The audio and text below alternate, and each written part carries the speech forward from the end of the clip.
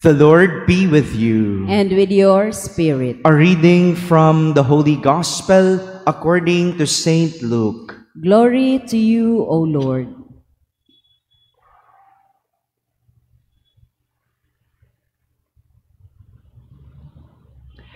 Mary set out and traveled to the hill country in haste, to a town of Judah, where she entered the house of Zechariah and greeted Elizabeth. When Elizabeth heard Mary's greeting, the infant leaped in her womb, and Elizabeth, filled with the Holy Spirit, cried out in a loud voice and said, "Blessed are you among women, and blessed is the fruit of your womb. And how does this happen to me, that the mother of my Lord should come to me? For at the moment the sound of your greeting reached my ears, the infant in my womb leaped for joy. Blessed are you who believed that what was spoken to you by the Lord would be fulfilled." And Mary said, "My soul proclaims the greatness of the Lord. My spirit rejoices in God, my Savior, for he has looked with favor on his lowly servant. From this day all generations will call me blessed. The Almighty has done great things for me, and holy is his name. He has mercy on those who fear him in every generation. He has shown the strength of his arm and has scattered the proud in their conceit. He has cast down the mighty from their thrones and has lifted up the lowly. He has filled the hungry with good things, and the rich he has sent away empty. He has come to the help of his servant Israel, for he has remembered his promise of mercy, the promise he made to our fathers, to Abraham and his children forever." Mary remained with her about 3 months and then returned to her home. My friends, the Gospel of the Lord. Praise to you, Lord Jesus Christ. Good morning, my dear brothers and sisters. Today, we commemorate the solemnity of the Assumption of the Blessed Virgin Mary into heaven. Assumption of the Blessed Virgin Mary into heaven. Like what we are celebrating today, this is also the lesson that we could learn from our readings today. To reach heaven like Mary.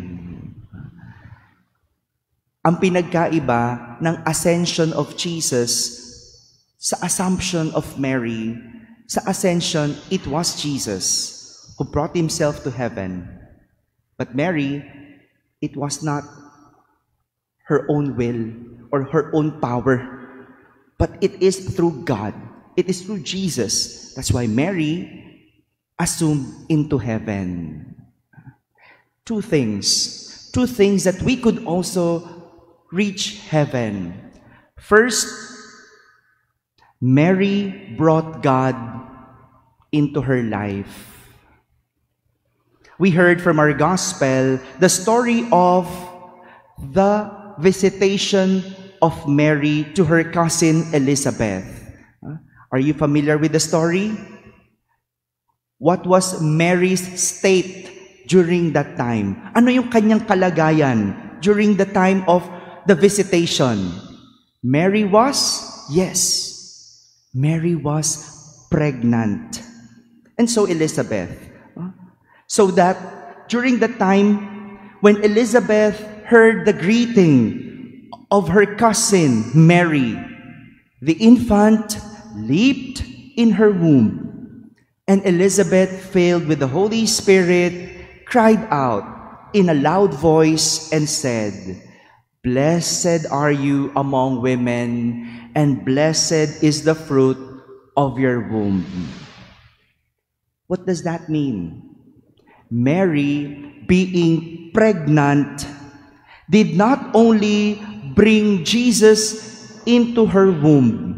Diba? Dala-dala niya si Jesus sa kanyang sinapupunan.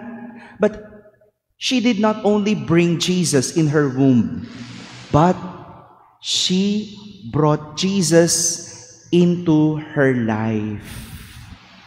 Hindi lang niya dinala sa kanyang sinapupunan, dinala ni Maria si Jesus sa kanyang buhay. This is also what our first reading is telling us about the Ark of the Covenant. The Ark of the Covenant is where the commandments of God are placed. Doon nakalagay ang utos ng Diyos, the tablets. Which is why it is the symbol of God's presence.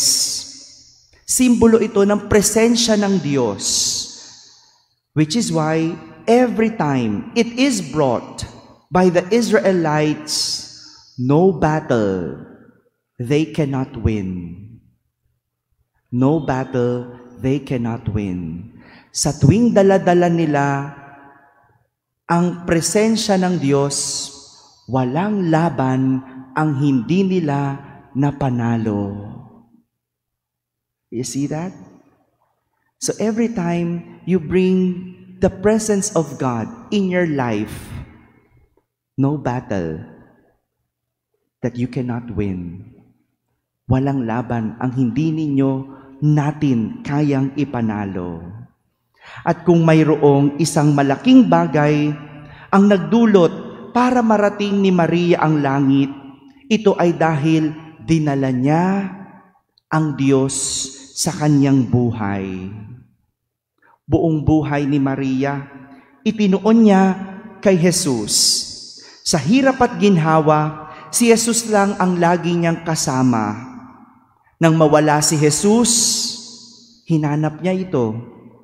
Kahit anong sakit at galit ang kanyang naramdaman, nang makita si Jesus, makalipas ang ilang araw ng paghahanap, iningatan lang niya sa kanyang puso lahat ng kanyang nararamdaman.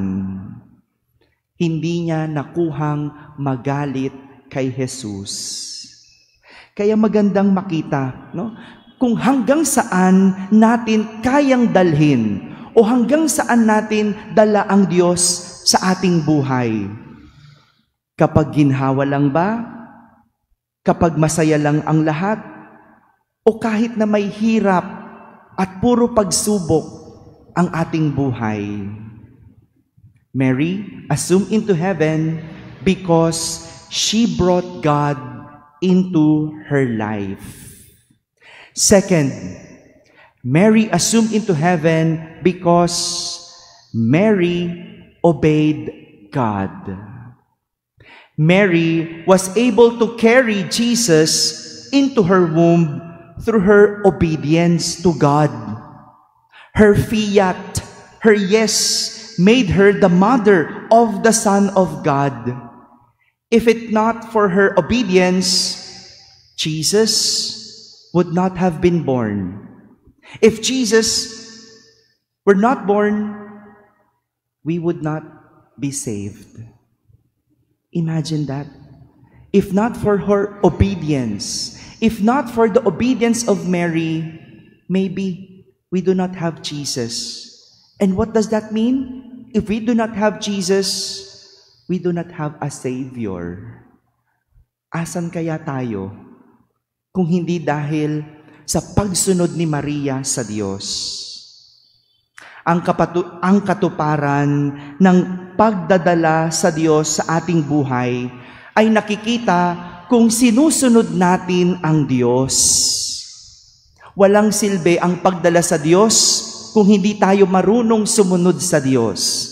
Kaya maaring nagsisimba tayo, maaring nagdadasal, namamanata, nagro-rosaryo, nag-aantanda, pero kung hindi naman natin sinusunod ang Diyos, wala ding katuparan ang lahat ng ginagawa nating pagpapakabanal sa buhay. It's useless to pray. It's useless to go to Mass. It's useless to attend the liturgy and all our devotional practices if we do not obey and follow God. Mary assumed into heaven because she obeyed God. My dear brothers and sisters, Mary was able to reach heaven because of two things. She brought God into her life, and she obeyed God.